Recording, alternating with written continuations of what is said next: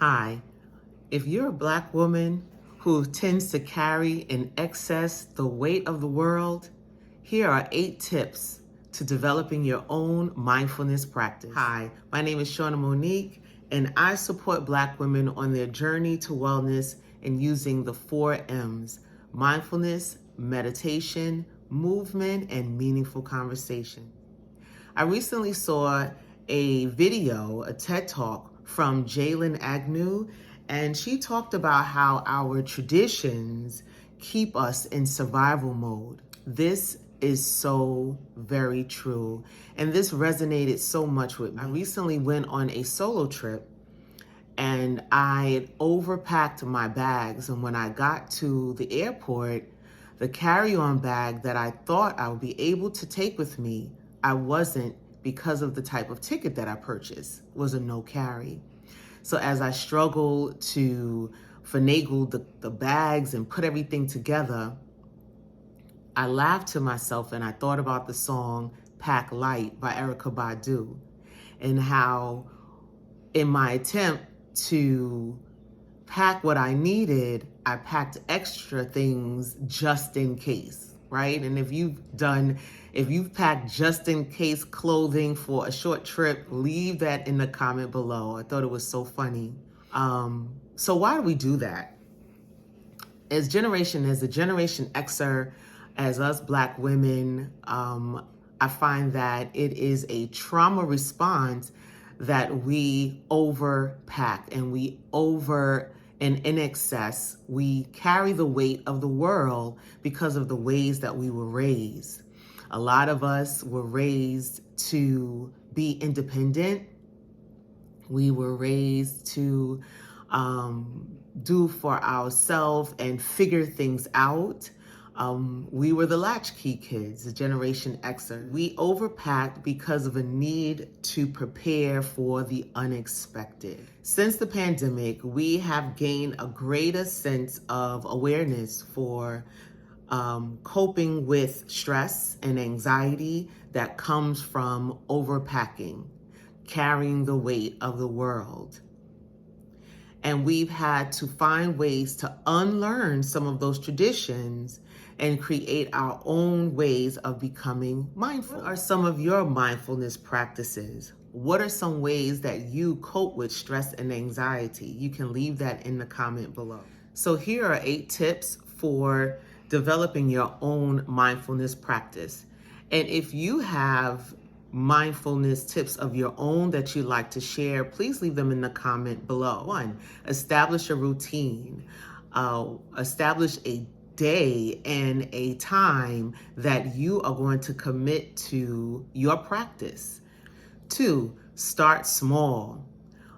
Most times we as Generation Xers, Black women, we are all or none. If we can't do it right, if we can't do it in the ways that we want it done, we won't commit.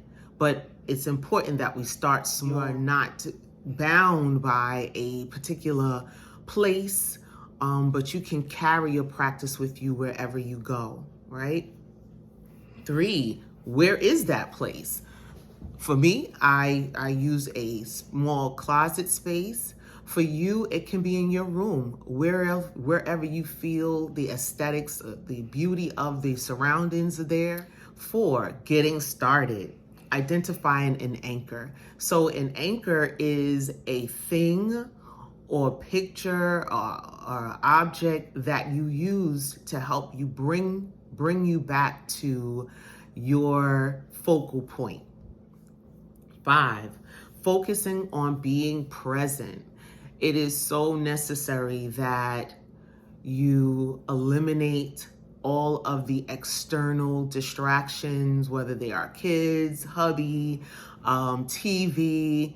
It's necessary that you focus in on your breath, your breathing, your time, your space, your location, and why you are developing your practice. 6, while you are in your practice, in your breathing, during your observing, notice the thoughts that come up for you. I'm going to let you sit with that.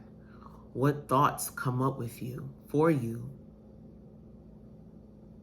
Don't judge those thoughts. Just allow them to be and run through your mind. And it's okay. It's okay to have crazy thoughts. Rihanna's song, Wild Thoughts. It's okay to have wild thoughts. And it's normal. Work through them.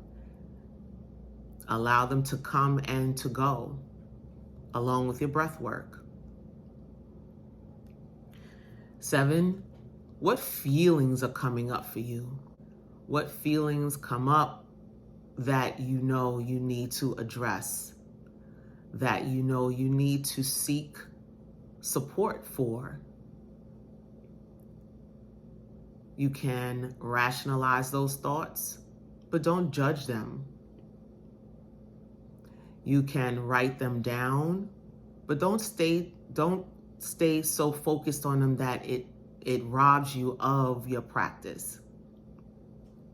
And these are all so necessary in order to develop this technique for breathing in, looking at the trauma, looking at the anxiety, looking at the reason why we carry the weight, and why it is important for us to let go and just live, because we're all looking at moving towards a place of greater freedom. It is during this practice that we uncover a lot of our wounds. And afterwards, it may be that you need to call or contact a friend, or engage in meaningful conversation or movement so that you can release the energy and the feelings that come up for you. And lastly, returning to the anchor, returning to that object, picture, or momentum that you hold for you to bring you into a greater awareness of your practice, why you're doing what you're doing, your purpose, and to dedicate that time in your prayers to moving forward. We as Black women, we put so much pressure on ourselves to achieve. We put so much pressure on ourselves to become something that the world expects us to be. At the end of your practice, be sure to pray and give thanks for the time that you've committed to developing your own mind, body, and spirit. Don't forget to like, subscribe, and share. Next video, we will talk more about how movement can also support us on our journey to transforming and to freedom.